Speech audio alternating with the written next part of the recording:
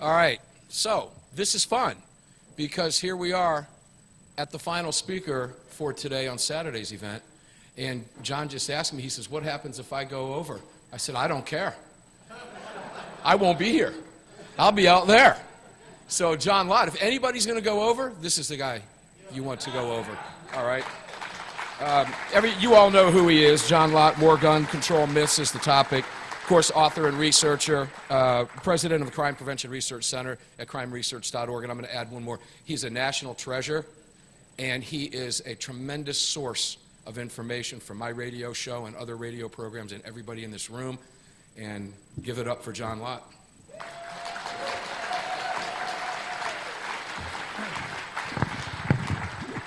Well, the check's in the mail for that. I appreciate it. Just like since Jim was just talking, I just want to say we've done some work on school shootings, and if you look from 2000 on, there are 20 states that have different numbers of schools that have armed teachers, but you're talking about literally thousands of schools.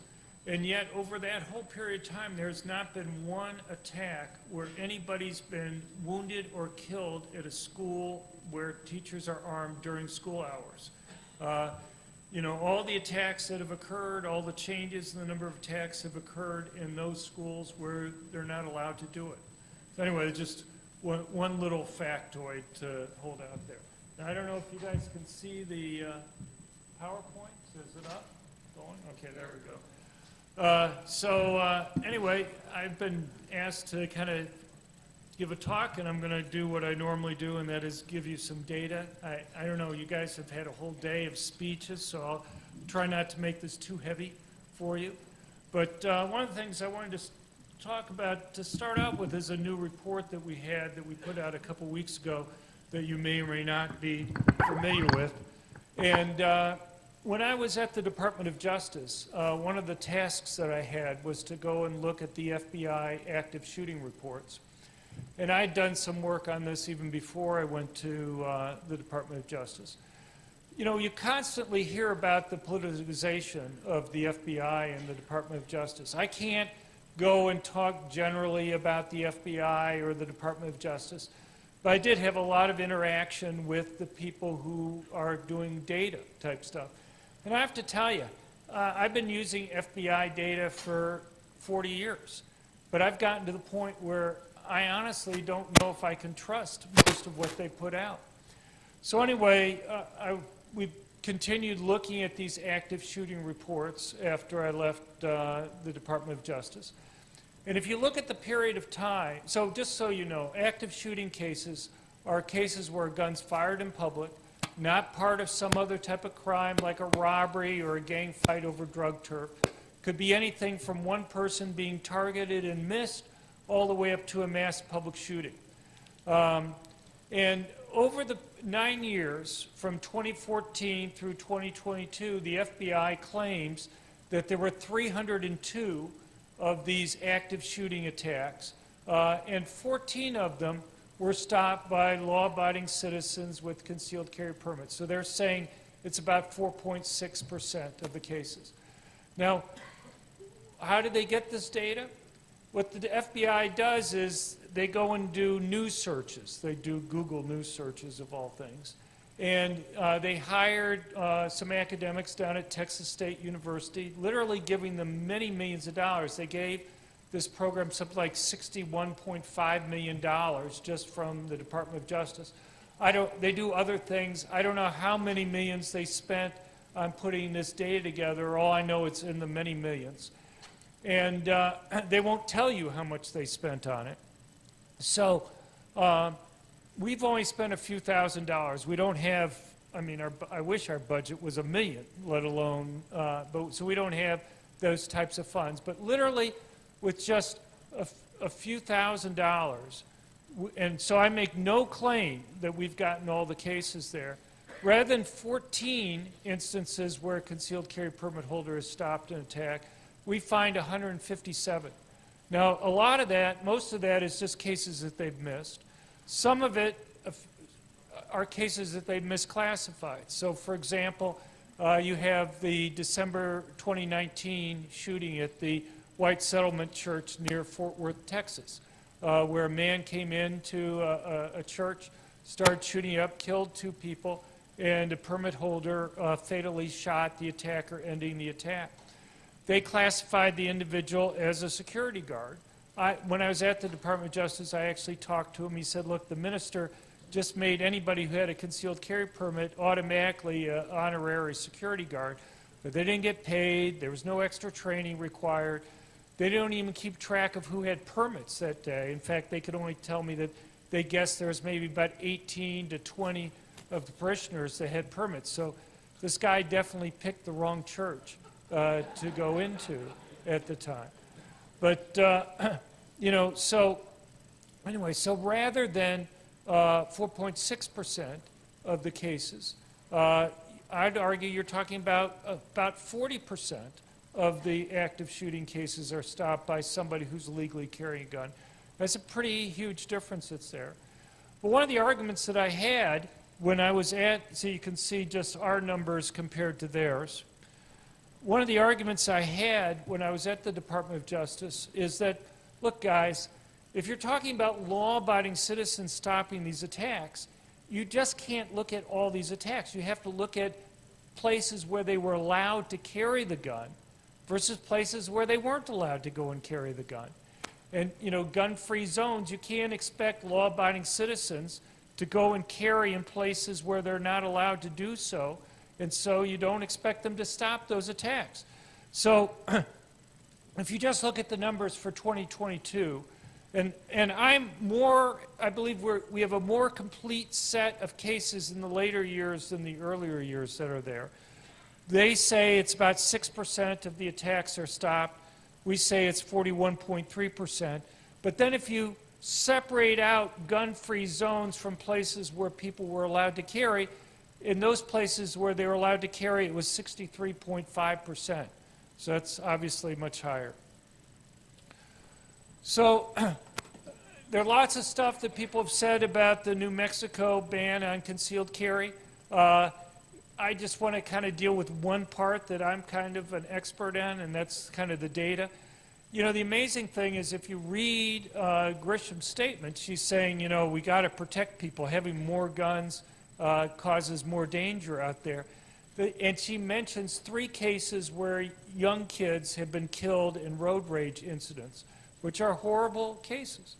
The thing is that none of the attacks that she talked about had anything to do with permit holders, the people that she's banning from being able to go and get guns.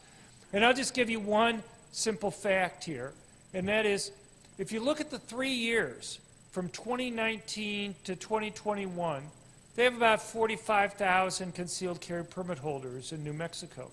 It's relatively difficult to get a permit, costly to get a permit in New Mexico. The number of revocations that they had over those entire 3 years, they had 1 revocation. And, you know, you listen to even the Democratic police chief of Albuquerque or the Democratic sheriff for the largest county, they're saying this isn't going to go and reduce crime because these guys aren't committing any crimes. And the interesting thing is I can actually point to several cases within the last month where concealed carry permit holders have stopped active shooting cases involving road rage. So, you know, you can't point to any problems. You can point to benefits from them doing it. And it just kind of gets to the bottom line of why you'd even want to think about banning these things.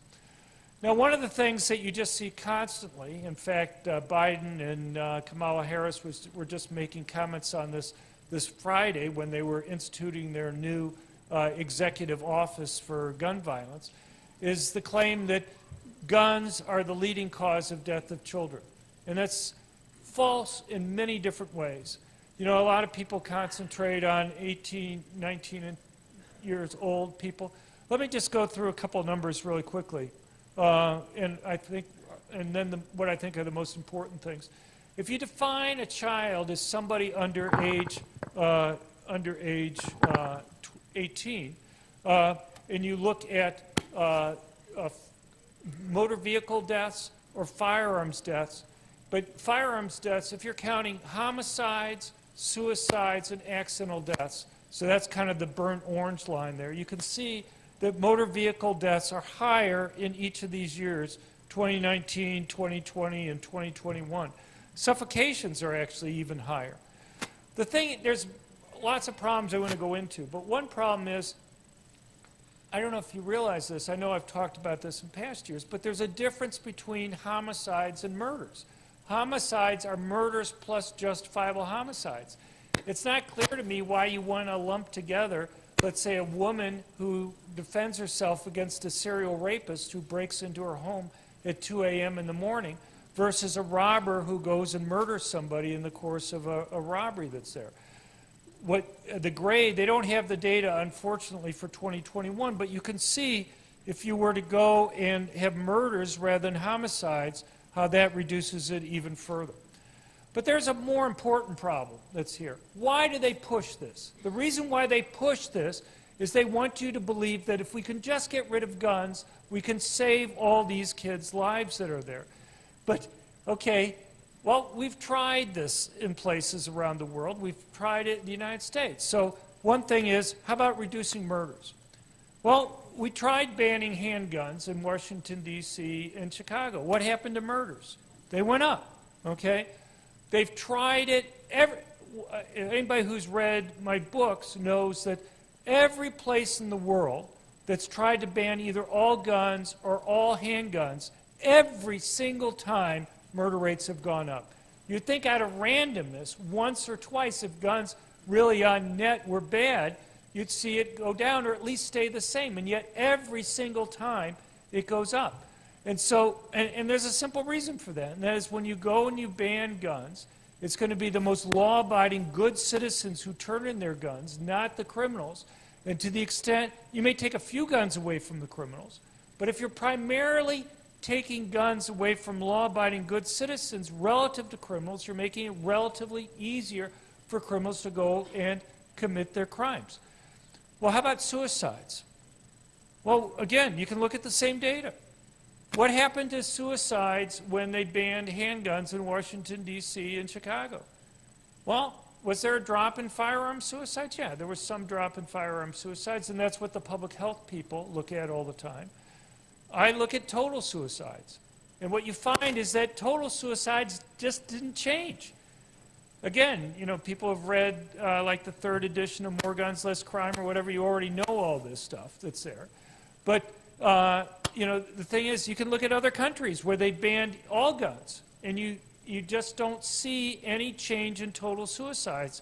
And so if the concern is we're putting out this fact because if we can just get rid of guns, we can save lives, the exact opposite's true. You're going to see an increase in murders, and you're going to see no change in suicides, even if you see a change in total suicide, in firearm suicides. Now, there's one thing, I don't know how long I have to do this, but that I want to try to go through, and that is, I've testified, I guess, like about 12 different state legislatures this year. And one thing that comes up every time I testify is the other side is pointing to surveys showing how much support there is for the different types of laws that they want to go and try to pass. So, you know, this year people are talking about red flag laws, for example. And what they'll do is they'll point to surveys. And here's the thing with these surveys. You have these long, complicated laws that could be 30 pages long, and they boil it down to one sentence. The thing is, that misses a lot in this. So I'll give you 2 examples here. One is with regard to red flag laws, and one is with regard to universal background checks. With regard to red flag laws, the question that they'll ask is, do you support a judge being able to temporarily take away a gun from somebody who is a danger to themselves or others? And you'll find by 2-to-1 or 3-to-1 support for that type of law. There are 2 problems with it. One is that's already the law in all 50 states. It's something called civil commitment or involuntary commitment, okay? But you would never know that from that. It's already in all 50 states. D.C. and the federal government already has this. What red flag laws do is they basically say the only thing you can do is take away the guns, because under civil commitment, what happens is if you're concerned about somebody being a danger to themselves or other, you call the police come in. If the police believe that there's a reasonable probability, which is like a 20% chance that the person is a danger to themselves or others, they'll take them in for immediate mental health care evaluation. They'll be held, depending on the state, for 24 to 72 hours. Pennsylvania is a little bit longer. They're the one outlier. You'll be seen by usually 2 mental health care experts. If the mental health care experts agree that there is a reasonable probability of a danger, there'll be an immediate hearing. If you can't afford a lawyer, one will be provided for you. Evidence will be cross-examined, witnesses will be cross-examined, and then the judge has a range of options. The judge could say, look, I'm concerned, but if you agree to voluntarily go and see a mental health care expert, we'll come back in a week or 2 and reevaluate. They could take away the person's driver's license, or they could take away the person's guns. Or, in the most extreme case, they could involuntarily commit the person. What do red flag laws do? The only thing that red flag laws do is they take away a person's gun. If you really believe somebody is suicidal, if you really believe somebody's a danger to others, is it a solution simply to take away the person's guns? You're telling me there's no other way, as we were just talking about with the suicide data, for somebody to go and successfully commit suicide if they want to do it? So what we did here is just concentrate on 2 things. We say, okay, how does your opinion of these red flag laws change if, 1, you're told that there is no hearing, okay, before the judge makes the decision, and 2, you're told that mental health care experts aren't involved in the process. And it goes from about 2-to-1 support to about 2-to-1 opposition. I'm just going to tell you a really fast story here. I have a very good friend of mine, very close friend of mine, Andy Pollock, who lost his daughter, Meadow, at the Parkland School. Andy actually took over and ran the Crime Prevention Research Center while I was at the Department of Justice. Anyway, Andy wanted to get out of Florida. He moved all the way to rural Oregon. The problem was there were a couple people from California who had very different political views who moved in next door to him in Oregon. And they really hated him. And they went through a property dispute, and then they brought orders of protection against him, where all they had to do is go to the judge, file a written complaint saying that they felt threatened by him. And the judge granted it, took away his guns, and won't go through the whole story, because then they even got some neighbors to go and file against him. But he wasn't able to have his guns. He lives in rural Oregon. He ran into a mountain lion right next to his home. Fortunately, he had his dog there with him. The dog was mauled up, but at least was able to give Andy enough time to be able to kind of get into the house to protect himself. But just an example of how these rules can be used as political weapons. Now I want to talk about universal background checks. The way the surveys, you'll constantly hear 90% of people support these background checks on the private transfers of guns. And the way the questions are phrased is, do you want to stop criminals from getting guns? And guess what? Almost everybody wants to stop criminals from getting guns. But again, summarizing this in one sentence is misleading. So we redid this question, just asked people, does your opinion of this law change if we give you a couple examples? And one example was a woman calls you up late at night, her ex is threatening her, and she's asking if she can temporarily borrow your gun until she's able to go and buy one. You know she has no criminal background. You know that she's well trained. If you actually lend her your gun there, you're going to be committing a felony. Does that change your view? And it goes from overwhelming support to slight opposition. Another example is you have a scoutmaster call you up, and he wants to know, he's going to take the scout troop out for their annual skeet shooting merit badge.